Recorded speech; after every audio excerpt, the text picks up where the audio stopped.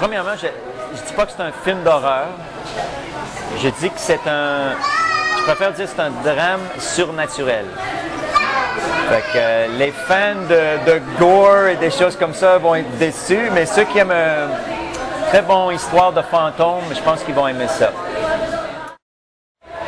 En fait, je dois expliquer que le film a débuté comme projet de court-métrage. Puis c'est juste ensuite qu'on a décidé que peut-être le sujet mérite d'être placé dans un long métrage parce que j'étais coupable d'essayer de rentrer un sujet long métrage dans un court métrage. Fait que j'ai décidé d'agrandir le scénario.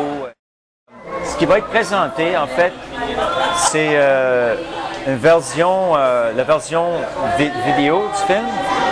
Il va avoir quand même une très belle qualité, mais sur film, copy film, ça sera prêt seulement au mois de septembre. Fait qu'on n'a pas pu finir le film dans le sens que c'est pas une copie 35, mais quand même, on a la musique originale qui a été composée par David Christian. David Christian a composé des trames sonores pour plusieurs films de Karim Hussein, incluant le film La Belle Bête qui va sortir au mois de novembre. Il a écrit il a écrit la musique, composé la musique pour beaucoup de films de genre au Québec. Et même il a écrit il a composé de la musique pour le tout nouveau long métrage de Nacho Cerda de l'Espagne, qui a présenté 2 courts-métrages Fantasia il y a plusieurs années, puis le tout nouveau film de Doug Buck qui vient de faire un remake de le film Sisters de Brian De Palma. Fait que David Christian il est de plus en plus en demande pour des films de genre. Mais en tout cas, son musique va être présent sur le trame. Puis justement, aujourd'hui même, je passe la journée à Vision Globale pour finir ce qu'on appelle correction de couleurs et d'éclairage. C'est vraiment un film qui va être fini vraiment à dernière minute pour le festival. Quand tu as un très petit budget, la post-production, ça risque d'être la partie la plus longue. Parce que tu n'as pas les moyens, comment je peux dire, tu as plus de chances d'avoir des bons deals, mettons, location d'équipement, même pellicule, développement de pellicule, toutes ces choses-là. Mais rendu à post-production, c'est très difficile d'avoir un bon deal. Puis c'est assez dispendieux. Juste te donner un exemple pourquoi ça prend si longtemps, la période de post-production. Celui qui fait notre montage de son, normalement, on a 6-7 personnes qui fait le différents aspects du son. Quelqu'un qui s'occupe du dialogue, une autre personne qui s'occupe du bruitage.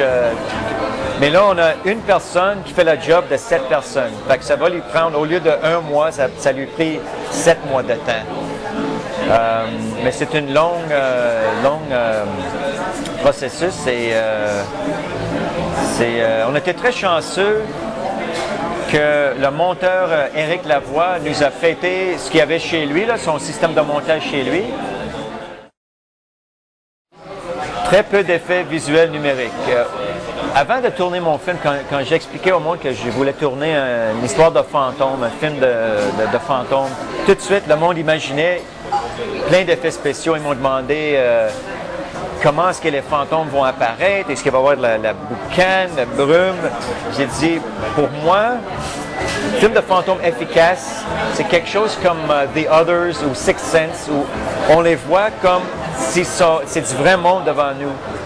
Fait que dans mon film, il y a un minimum d'effets spéciaux, mais je dois avouer qu'il y a quelques petits effets de gore très très bien réussis par C.J. Goldman. C.J. Goldman, il a fait beaucoup d'effets spéciaux pour plusieurs réalisateurs d'ici.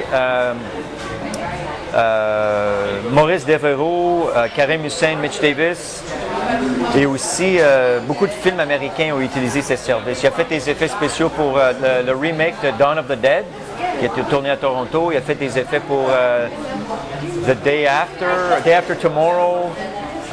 Il est très, très bon. Puis, c'est un Montréalais, oui, CJ Goldman. Il travaille souvent avec Adrian Moreau, des fois, mais il est très bon dans son travail. Mais j'ai très peu d'effets gore, mais ce qui est là est très efficace et très bien réussi.